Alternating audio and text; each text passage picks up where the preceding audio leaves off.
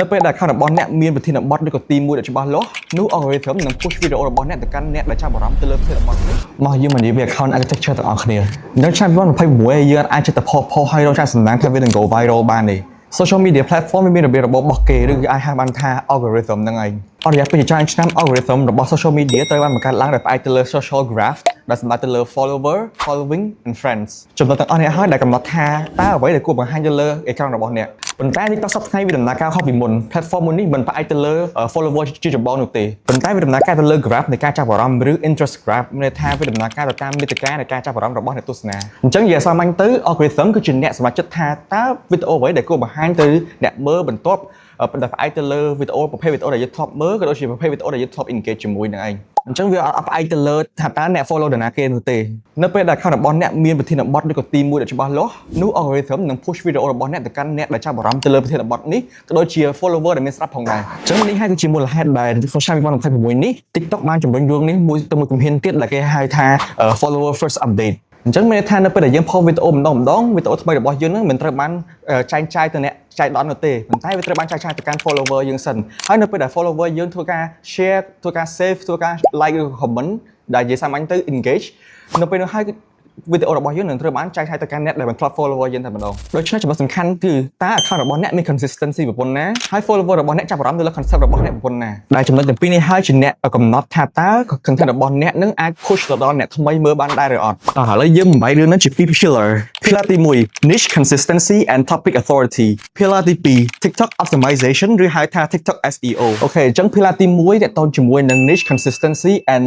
topic authority វាគឺជារឿងមួយដែលយើងគួរតែយល់ថាតើ algorithm ធ្វើការបែបម៉េចនៅក្រោយឆាកមួយនឹងយើងប្រហែលជាមិនដឹងទេថា TikTok កំពុងតែធ្វើការបែងចែកថ្នាក់នៃ account របស់អ្នកជាបន្តបន្ទាប់អញ្ចឹងនៅពេលដែលយើងផុសវីដេអូមួយ algorithm នឹងធ្វើការចោទសួរសំណួរមួយមកកាន់យើងថាតើ account មួយនឹងមានជំនាញលើអីដែលពិតប្រាកដអញ្ចឹងរក content ដែលអ្នកផុសគឺជាសញ្ញាមួយដែលផ្ដល់ទៅឲ្យ algorithm នេះឯងអញ្ចឹងឧទាហរណ៍នៅពេលដែលអ្នកផុសអំពីភោជនីយដ្ឋានមួយដែលជាប់លាប់និងជាក់លាក់អញ្ចឹង algorithm នឹងយល់ថាអូ account នេះគឺជាអ្នកដែលមានជំនាញខាងភោជនីយដ្ឋានអញ្ចឹងបើអ្នកបន្តធ្វើ team ដដែល audience ដដែល value ដដែលនោះ algorithm នឹងធ្វើការ push content របស់អ្នកទៅកាន់អ្នកដែលចាប់អារម្មណ៍លើវីដេអូនេះខ្ពស់បំផុត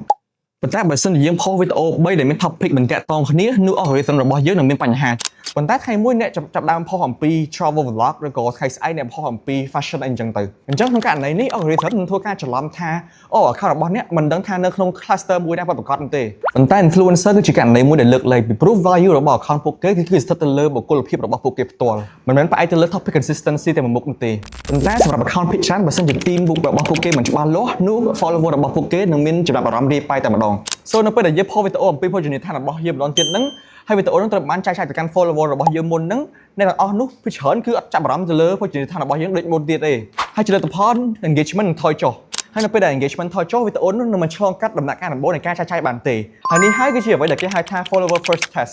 ជាហេតុធ្វើឲ្យវីដេអូរបស់អ្នកនោះអាចជាប់កេននៅទីនោះតែម្ដងចុះសំណួរសួរថាតើយើងគួរដោះស្រាយបញ្ហានេះដូចមិនទៅចម្លើយមួយនោះគឺ commitment ចឹងមានន័យថាអ្នកគួរតែ stick ទៅលើ niche មួយដែលច្បាស់លាស់យ៉ាងហោចណាស់90ថ្ងៃមុនដែលយើងចាប់ផ្ដើមពង្រីកប្រធានបទរបស់យើងទៅកាន់ប្រធានបទផ្សេងទៀតហើយនេះមិនមែនជាពេលវេលាប៉ាន់ស្មាននោះទេនេះគឺជាពេលវេលាមួយដែល algorithm ត្រូវការដើម្បីធ្វើការ analyze ក៏ដូចជាបង្កើត topic authority ឡើងវិញជាក់ស្ដែង creator ភាគច្រើនចាប់ផ្ដើមអារម្មណ៍ទៅលើការរីករាលដាលនៃ reach ក៏ដូចជា follower នៅពេលចន្លោះពេលពី60ទៅ90ថ្ងៃក្រោយពីការ stick ទៅលើ niche មួយដែលជាប់លាប់និងជាក់លាក់មកឥឡូវយើងមកគិតបែបនេះវិញរកវីដេអូរបស់អ្នកគឺជាសម្លេងឆ្នោតមួយដែលប្រាប់ថាតើវីដេអូរបស់អ្នកនឹងនិយាយពីអីម្នាក់បោះឆ្នោតទៅកាន់ category 3ផ្សេងគ្នានោះមានន័យថាអ្នកមិនបានបង្កើននៅ authority មួយចំពោះ category ណាមួយច្បាស់លាស់នោះទេប៉ុន្តែផ្ទុយមកវិញអ្នកកំពុងតែផ្ដល់ signal មួយដែលធ្វើឲ្យខ្លួនឯងចុះខ្សោយតែប៉ុណ្ណោះ so ជ្រើសរើស lane មួយបន្ទាប់មកធ្វើការស្ថិតលើ lane នោះរយៈពេលយ៉ាងហោចណាស់90ថ្ងៃហើយអនុញ្ញាតឲ្យ algorithm ធ្វើការសិក្សាច្បាស់លាស់អំពីអ្នកថាតើអ្នកនឹងជានរណា pillar ទី2 profile optimization ឬក៏ហៅបានថា TikTok SEO អញ្ចឹងឥឡូវនេះយើងនិយាយអំពី profile របស់អ្នកម្ដងព្រោះថា profile របស់យើងប្រៀបដូចជា blog cover មួយអញ្ចឹងនៅពេលដែលនរណាម្នាក់ចូលមើល profile របស់យើងបន្ទាប់ពីមើលវីដេអូរបស់យើងរួចពេលនេះហើយពួកគេមានរយៈពេលប្រហែលជា3វិនាទីក្នុងការសម្រេចចិត្តថាតើគួរ follow អ្នកឬក៏គួរ scroll ចេញហើយនេះហើយគឺជាកន្លែងដែល TikTok SEO មានសារៈសំខាន់ profile របស់អ្នកមិនមែនគ្រាន់តែជា bio នោះទេវាគឺជា asset មួយដែលអាច search បានក៏ដូចជា index បានអញ្ចឹងយើងគួរតែប្រើវាបានត្រឹមត្រូវអញ្ចឹងចំណុចទី1គឺ username និង display name ចំណុចនេះមានន័យថាយើងគួរតែមាន searchable keyword មួយដែលទាក់ទងជាមួយនឹង niche របស់យើងហើយនេះមានន័យថាមិនមែនគ្រាន់តែយើងសរសេរឈ្មោះយើងផ្ទាល់ឬក៏ដាក់ឈ្មោះ brand ដែលចែកអត់នោះទេវាគួរតែជា keyword ដែលមនុស្សអាចរកបាននៅក្នុង search bar របស់ TikTok នៅពេលដែលពួកគេចង់រកអ្វីដែលអ្នកផ្ដល់ជូនយើងគួរតែដាក់ username restaurant name/ BBQ restaurant ពេលនេះហើយគឺជាពេលដែលអ្នកបញ្ចូលទាំងឈ្មោះ restaurant របស់អ្នកក៏ដូចជា keyword សំខាន់ដែលគេអាច search រកបានចឹងចំណុចទូចមួយហ្នឹងអាចធ្វើឲ្យវីដេអូរបស់អ្នកលេចឡើងខាងជាមុននៅពេលដែលគេ search ឈ្មោះថា BBQ restaurant ឬក៏ restaurant in Cambodia អីចឹងទៅចំណុចទី2គឺ bio អញ្ចឹង bio របស់អ្នកគួរតែឆ្លើយសំណួរ2យ៉ាងភ្លាមៗអញ្ចឹងពាក្យនៅក្នុង bio ហ្នឹងឆ្លើយសំណួរថាតើ account អ្នកនឹងជានរណាសម្រាប់នរណាហើយគួរតែ follow ដើម្បីអ្វីព្យាយាមកុំប្រើពាក្យ complicated ឬក៏ mission statement ដែល simple ប៉ុន្តែត្រូវតែ say value proposition ឲ្យបានច្បាស់លាស់និងត្រង់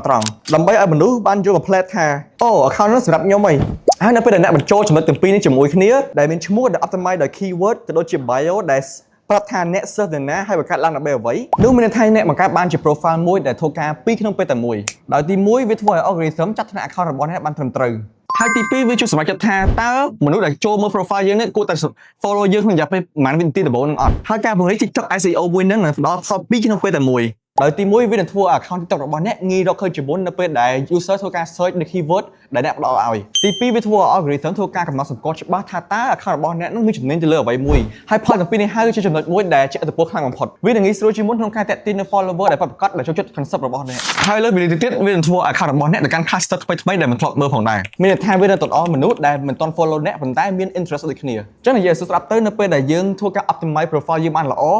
នោះនឹងមានចំនួន follower កាន់តែកើនឡើងជាមួយ profile របស់យើងតែម្ដងហើយ account concept របស់អ្នកកាន់តែមាន consistency កើនឡើងហើយនេះហើយដែលគេហៅថា positive feedback loop ដូច្នេះនិយាយសង្ខេបទៅ account architecture នៅឆ្នាំ2026ផ្អែកទៅលើ discipline 2យ៉ាងទី1 commit ទៅលើ niche ដែលជាក់លាក់មួយស្ថិតនៅជាមួយ niche នឹងរយៈពេលយ៉ាងហោចណាស់90ថ្ងៃដើម្បី algorithm ធ្វើការសិក្សាទៅលើ topic authority របស់យើងបានជាក់លាក់ហើយទី2គឺ optimize profile របស់អ្នកដែលមាន username display name និង bio ជាដើមអញ្ចឹងនៅពេលដែលយើងសម្រេចបានចំណុច2ហ្នឹងបានត្រឹមត្រូវនៅពេលនោះហើយគឺជាពេលដែលយើងមិនផុសវីដេអូទៅតាមសំណាងទៀតទេប៉ុន្តែចំនួនមកវិញគឺយើងបង្កើតជាវីដេអូមួយនៅក្នុង account មួយដែល algorithm អាចទុកចិត្តបានហើយនេះហើយគឺជាអ្វីដែលនាំអ្នកទៅកាន់ reach មួយដែលពិតប្រាកដអញ្ចឹងម្នាក់ត្រូវការភ្នាក់ងារមួយដែលមានជំនាញខាងបង្កើត content ក៏ដូចជាមាតិកាផ្សេងៗក៏ដូចជាការគ្រប់គ្រងទៅលើ account social media របស់អ្នកអាច comment ខាងក្រោមបាន